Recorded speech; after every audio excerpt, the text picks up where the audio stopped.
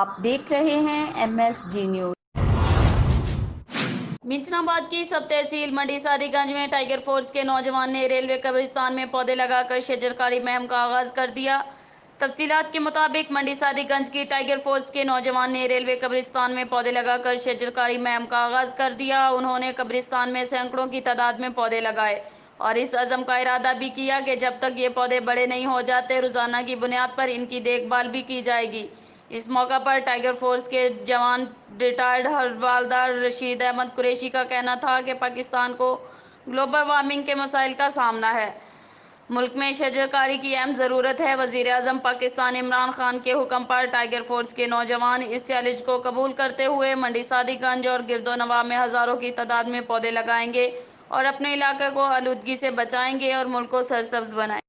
واقعی مسائل پر نظر ہے۔ MSG نیوز کی مزید خبروں کے لیے دیکھتے رہیں MSG نیوز۔